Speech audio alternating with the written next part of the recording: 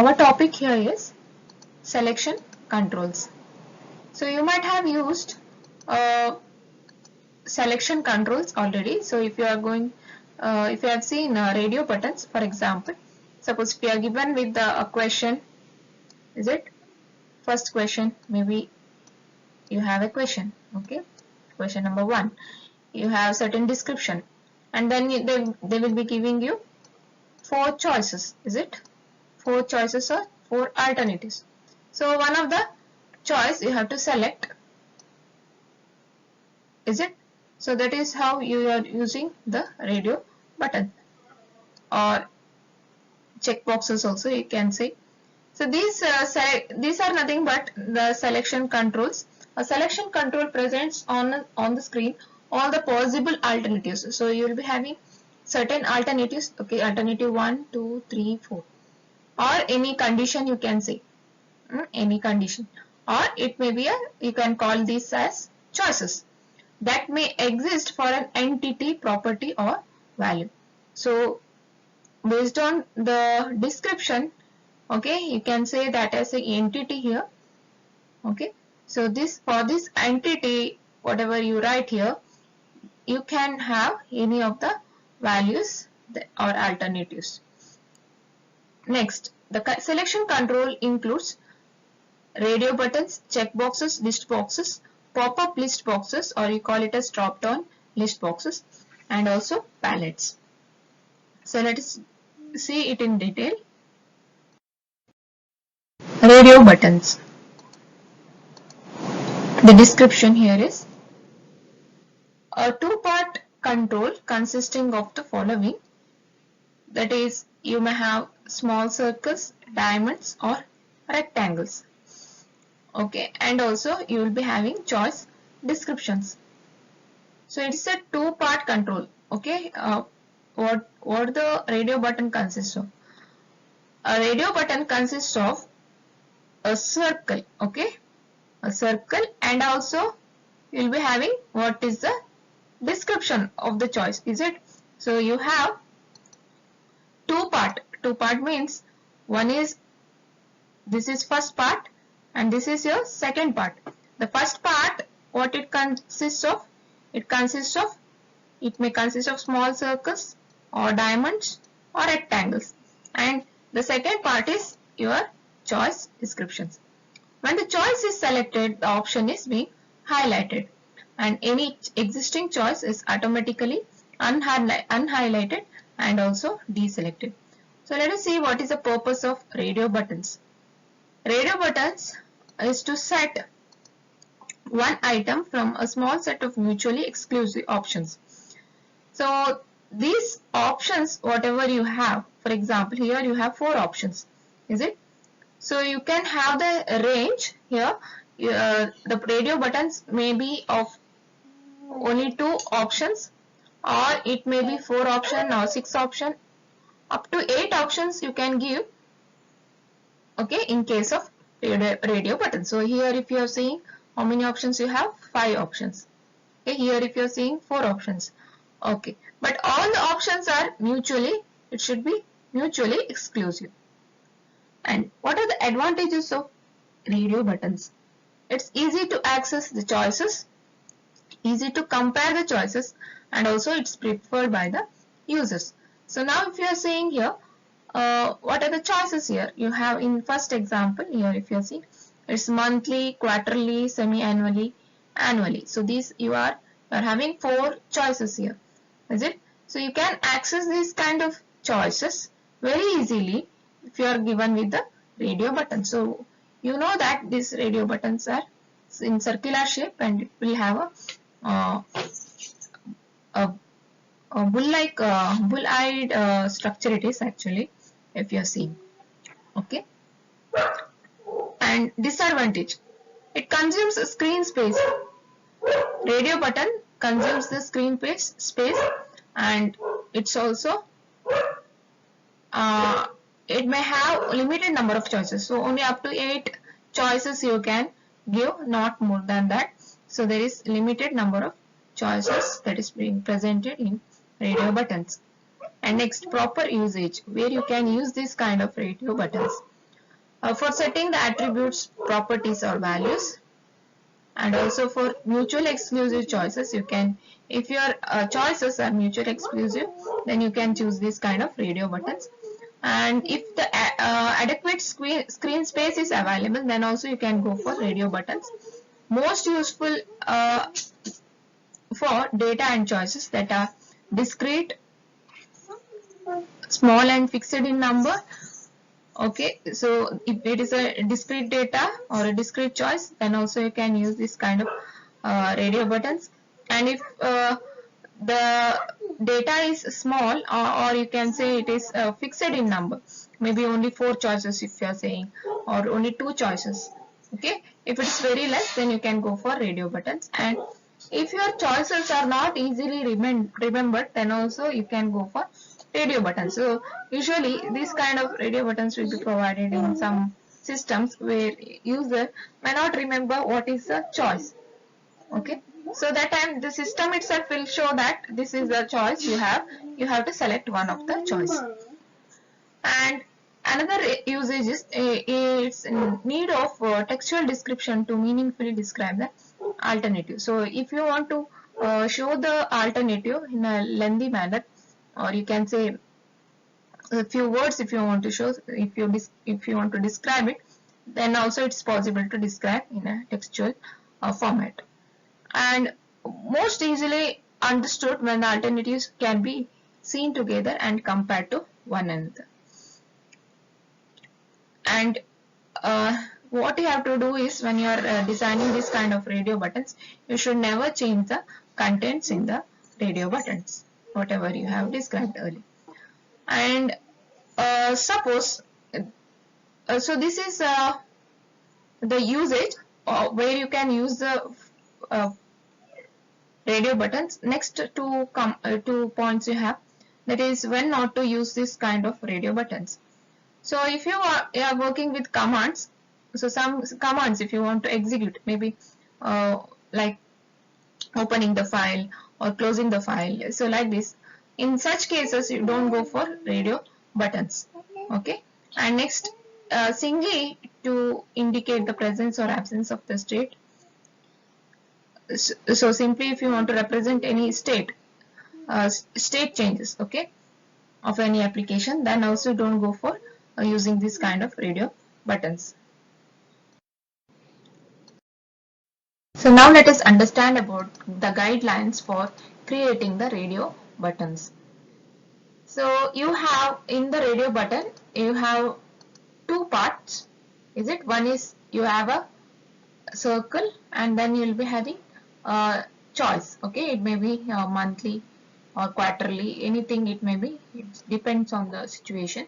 So now if it's this kind, okay, you can select the choice, okay, monthly choice or anything, yearly, like this. So here, what is this choice description? So you now have, this is monthly, okay, this is choice description here. Okay, now you have guidelines for creating this choice description. Provide meaningful, fully spelled out choice description, clearly describing the values or effects that is set by radio buttons. Okay, and next is display in a single line of text. So this choice description has to be a single line text. Okay, display using mixed case letters using sentence style. So you can have, if it's a two word, you may have mixed case letters, and you can use the sentence style. And position the descriptions to the right of the bottom. So if you are having this choice descriptions, you have to keep it on the right side. Okay, so before this choice description, you may have a circle or a rectangular shaped button. So that's why you have to keep this kind of radio buttons to the right side of the particular button. Okay, separate them by at least one space from the button. So you have to give a space, one space between the button and the choice description. Okay. So here, when a choice is conditionally unavailable for selection, display the choice description, grayed out or dimmed. So if you are not able to, if the condition in on the screen is that you should not select this kind of choice description, then what you have to do is the user interface designer has to dim out that particular uh, choice description, so that user will not select that particular choice. Okay. So next is include a none choice if it adds clarity.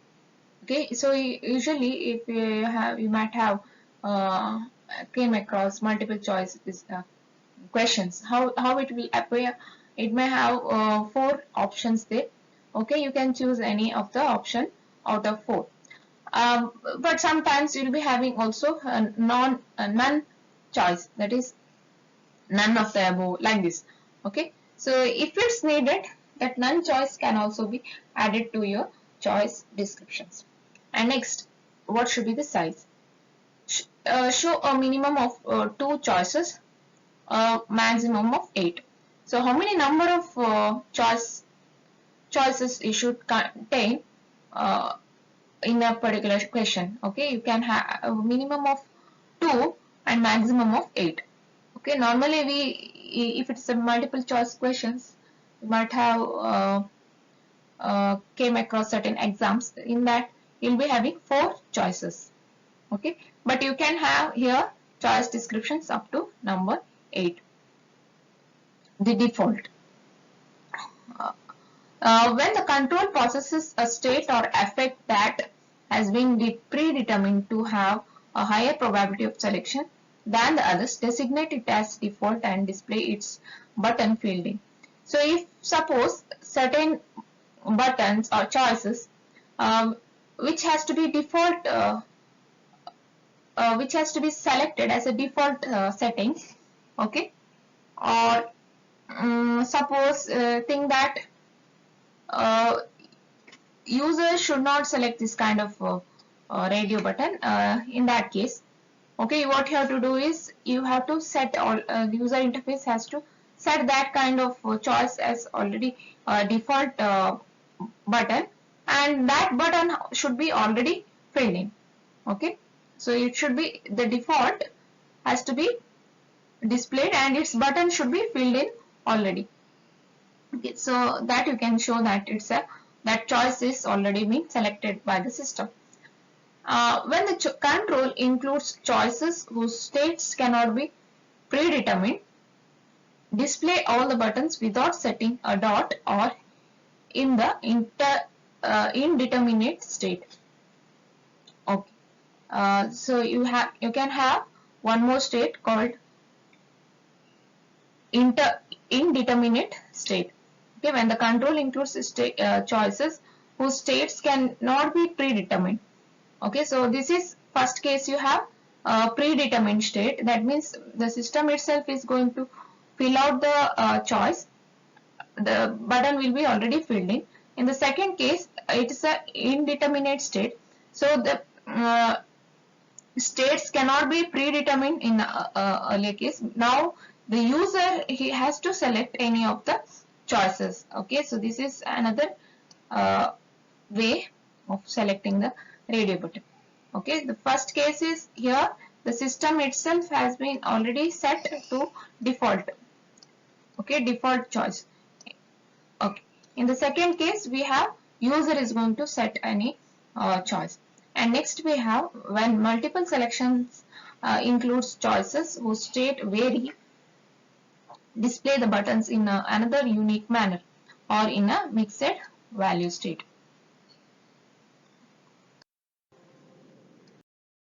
See the structure of the radio buttons. A columnar orientation is preferred manner of presentation.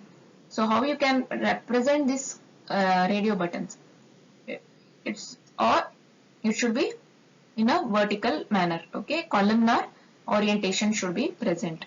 Not the in terms of rows, it should be column wise, and left alignment of the button should be there.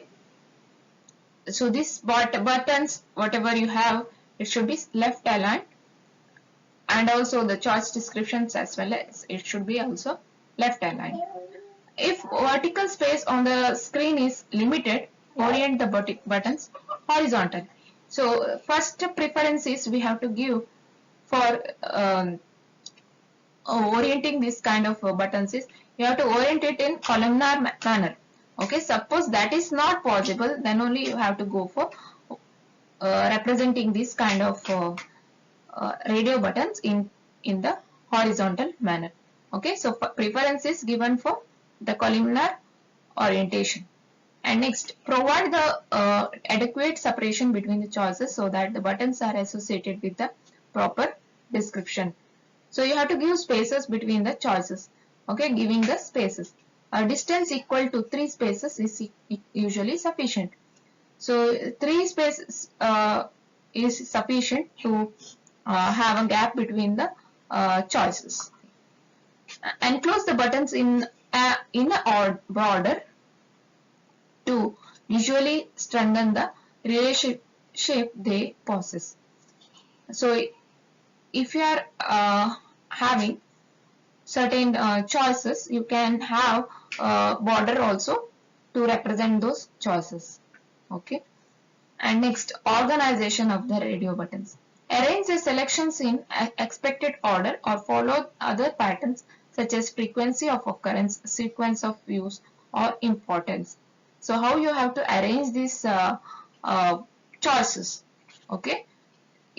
Okay, so based on your importance or based on the frequency of occurrence. So sometimes if you are dealing with certain physics questions, so how they may have given certain frequencies. So lower frequency will be given as a first choice, higher frequency, the next higher frequency is given as second choice, like this. So based on the frequency of occurrence or sequence of use, you can keep this or arrange these choices in any order. Okay, for selections arranged, so for selections arrayed top to bottom, begin ordering at the top. For selections arrayed left to right, begin ordering at the left. So that means if your order is from top to bottom, then you have to keep it in this, that is first choice, second choice, third choice, like this. Okay, top to bottom way. And if it is uh, arrayed left to right, that is in this manner, if it is the case like this, okay, then you have to begin ordering at the left. So first choice will be kept at the left portion, then the next, then next yellow, red, like this it comes. Okay, so you can have two way orderings. So one order is from top to bottom and next ordering will be left to right. If under certain conditions a choice is not available, display it subdued or less brightly than the available choices. Next is we have related control. So you can see that you have a radio button. After radio button, you will be having choice description. Is it? So another control you can place after the choice description, that is to right of the choice description. Okay. So any position, any control related to radio button immediately to the right of the choice description. So you can see this example how it's being placed. Okay. So I've given an example as you have to have a radio button here, and then you have a choice description. After that, another control is also related to this choice description. Okay. So another way to represent the same kind of choice description is you have to give the arrow mark. So that is suppose here you have a choice description and you have a control at the right side that is related to this choice description. Then you can show this arrow mark also to represent that it is related to the previous choice description. Okay. So if the radio button choice description also acts as a label for the control that follows it. Okay. So here this for this particular choice description, this grandfather is the label, okay, label given, then you can say that you can have a arrow mark on this kind of choice description, means if it is related. And next we have keyboard equivalents. Assign a keyboard mnemonic to each of the choice description. So as I already said, these mnemonics are actually the first letters we are going to choose, which is underlined. Okay, so designate the mnemonic by underlining the applicable letter in choice description. Let us see how to place the captions for radio buttons. So what is the caption? So now you have here 4 choices: red, yellow, green, blue. Is it? You can see there is 4 choices, and above the 4 choices you have got a caption, that is we have written it as color. Is it? So color is the caption here.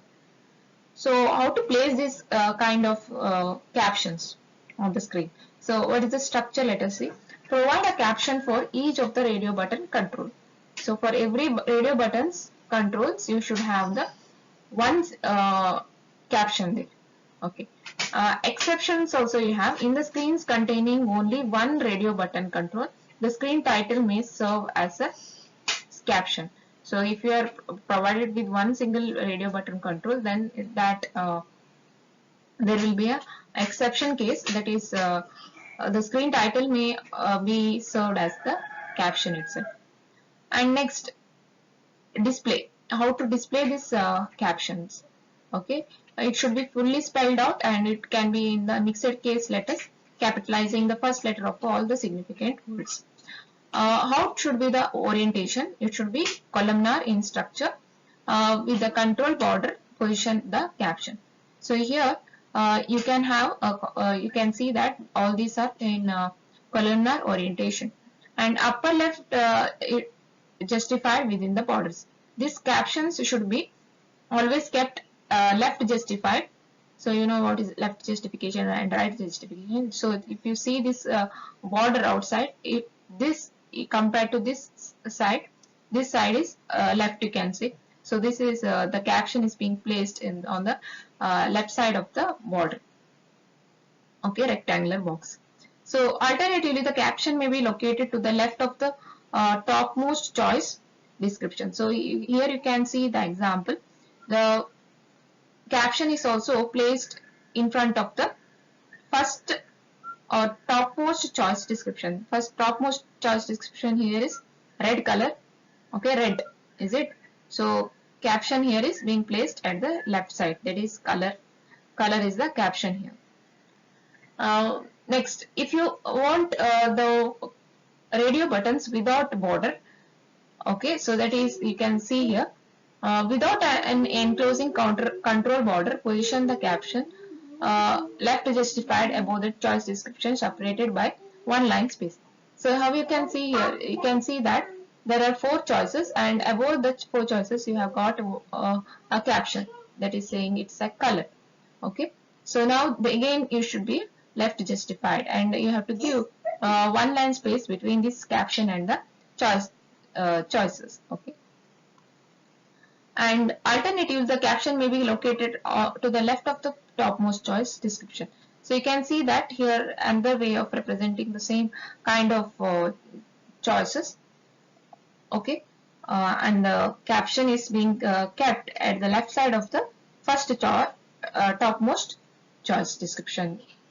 And horizontal orientation, so this is all columnar orientation. Suppose if you have limited space to place this kind of choices, okay, in a columnar way, or a columnar orientation is not possible, means then you can go for horizontal orientation. Position the caption to the left of the choice description. So what you have to do, you have to place the first before the first choice description, you have to keep this, that is caption, that is color. Alternatively, with the enclosing control border, you can have left justified with an order. So that is another way of, see, this is another way of presenting the same kind of caption. So what you have to do, you have to give the border and you have to place it on the left side of the border. Be consistent in caption style and orientation within the script. So whenever you close the application and again reopen the same application, the orientation of the captions should be same. Okay, it should not change in any of the screens. Let us see the selection method and indication. How to select these choices now. You can use pointing device, any of the pointing device to select these choices. The selection target area should be as large as possible, and also include the button and choice description text. So you have to include both choice description and the button as well. Highlight the choice selection choice in some visually distinctive way when the cursor is resting on it and the choice is available for selection. So you have to whenever any of the cursor is being placed on the particular choice, you have to highlight the cursor that is resting on it.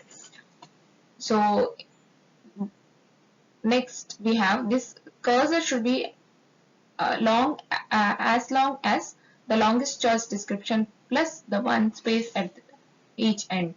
Do not place the cursor over the small button. Activation. How you can activate these choices. When a choice is selected, distinguish it visually from the unselected choices. Okay. Radio button should be filled with a solid dark dot or made to look depressed or higher through use of a shadow. So you can use any kind of shadow like area to show that it's being activated, or you can show a solid dark dot to show the particular choice is being activated. When the choice is selected, or any other selected choice must be uh, any other selected choice must be deselected. So whenever a choice, for example, here if you want to choose red color, so as soon as you choose this red choice, okay, automatically yellow and green will be deselected. Okay, so that should be the action that has to be taken place in the system. And let us see the defaults, how you can represent the defaults. If the radio button control is displayed that contains the choice previously selected or a default choice, display the selected choice as a setting control. Okay, so if you have already selected the particular choice, okay, as a default, or if your previously selected choice was the a that is you have already selected one particular choice choice description thing, that then it should be set as same as whenever you open the application or close the application. Okay, so again when you reopen the application, it should display the same default uh, choices whatever is being selected earlier. Let us see the next selection control, that is checkboxes. So you might have understood what is a choice using how you can select the choice using radio buttons. Now let us see the checkboxes. So you might have used tick to tick a box. Okay, you have already used this kind of applications. Okay, so here checkboxes are two-part control. Again, it consists of square box and the choice description. So if you have uh, looked into the particular applications carefully, you might have seen this kind of checkboxes. Okay, again this checkbox before the after the checkbox is written, you'll be having the choice description. So it's a two-part control it is. So if you see, this is one control. The second control is selected here with the check mark. Okay, so each option acts as a switch and can be either on or off. So you can on any of the contents or choices based on your wish. When an option is selected on, X mark is being done on the screen within the square box, or the box is being highlighted in some other way. Otherwise, the check square box is unselected or empty. Each box can be switched on or off independently. It's used alone or grouped in sets. What is the purpose of checkboxes? To set one or more options as either on or off. What are the advantages of checkboxes? It's easy to access the choices, easy to compare the choices, it's also preferred by users. So same advantage you can write it for radio buttons as well. But let us see the disadvantage. It consumes screen space, you can have limited number of choices, and single checkboxes are difficult to align with other screen controls.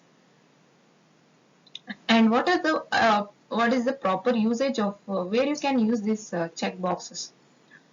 For setting the attributes, properties or values, you can use this kind of checkboxes. For non-exclusive choices also, you can go for checkboxes, and where adequate screen space is available, okay, then you can use this kind of checkboxes. Most useful for data and choices that are discrete. Okay, so if your data is discrete data, or it's very small data, or if you have fixed number of data like 8 or 4, okay, then also you can go for using checkboxes.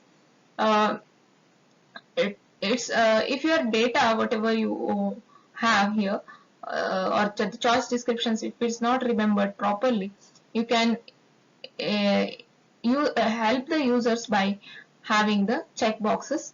Okay, so that here in this case, user no need of remembering the commands or the actions that has to be performed by the system. Okay, he can just tick mark the particular action or the checkbox. uh, in uh, in need of textual description to describe meaningfully. So suppose if you want to describe the text in a very elaborated way, then also you can use the checkboxes, because after the checkbox is being written, you can elaborate a sentence there to describe what it's saying. Most easily understood when the alternatives can be seen together and compared to one another. Never change the contents. Uh, Checkboxes can also be used to affect other controls. Use only when the both states of the choice are clearly opposite and unambiguous. So these kind of checkboxes are being used when there are states which are clearly opposite. Okay, like you have here two checkboxes which are bold and italic. Okay, so you can say it's mutually exclusive choices, or you can say clearly opposite choices, and also this is very unambiguous choices, you can say. Let us see the guidelines for writing these checkboxes. So let us see how to write the choice descriptions in case of checkboxes. So now you can see here, you have an example here. Okay, that is using a checkbox. You have letters like here bold, italic, subscript, underline. So these are choice descriptions in this particular checkbox. Okay, and also here if you are seeing this example, always create backup copy. So this is a choice description. So let us see what are the rules followed to write this kind of choice description. Provide meaningful, fully spelled out choice descriptions clearly describing the values or effects set by checkboxes. Display them in single line of text. Display them using mixed case letters in sentence style. Position the descriptions to the right of the checkbox, separate by at least one space from the box. When the choice is unavailable for the selection under certain conditions, display the choice description visually dimmed. So almost these points are being repeated in case of writing the choice description of a radio button as well. Let us see the size. Okay, how many number of choices it can be allowed in the system. Okay, you can show a minimum of one choice. Okay, one choice is allowed, but in case of a previous case, that is radio buttons, you have to have at least two choices. Okay, maximum of 8 is allowed, but here in this case, remember that in case of checkboxes, you can have at least one choice and a maximum of 8 choices. And how to display the default choice? When a control processes a state or effect that has been preset, designate it as a default and display its checkbox marked. Okay, so if it's already preset, the system itself want to preset certain conditions, then you can have a checkbox that is already being marked. Okay, when multiple selections includes choices whose states vary, display the buttons in another unique manner or in mixed value state. Okay, so two kinds it's allowed. One is a default state, okay, where your already your system is set to certain default value using the checkbox, or if you are having multiple selections, then also you can have the uh, default that is being selected from the given choice. So now let us see the structure of these checkboxes. Provide groupings of related checkboxes. So you can group these checkboxes. You can provide any groupings. A columnar orientation is preferred. Again, if you are seeing these checkboxes, it should be first preference is given for columnar orientation, and you have to left align the checkboxes and the choice descriptions. And if vertical space on the screen is limited, then you can keep these check boxes in a horizontal manner. So first one, if you are seeing, this is being preferred, the first kind, but if the space is limited in your system or in your devices, whatever you are using, then you can go for the second kind of orientation, that is horizontal orientation. Provide adequate separation between the boxes so that buttons are associated with proper description. A distance equal to 3 spaces is usually sufficient. Okay, you have to provide the spaces between the choices, so that is 3 spaces are enough. Enclose the boxes in a border to visually strengthen the relationship they possess. So you have to you can provide, so this is another way to represent the same kind of choice descriptions. Okay, alternative method, you can keep a border for the choices. Okay, so to visually strengthen the relationship that they possess. And let us see the organization of choice check boxes. Arrange the selections in logical order or follow other patterns such as frequency of occurrence, sequence of use, or importance. Okay, so you can follow any logical ordering to place these choices. Okay, based on your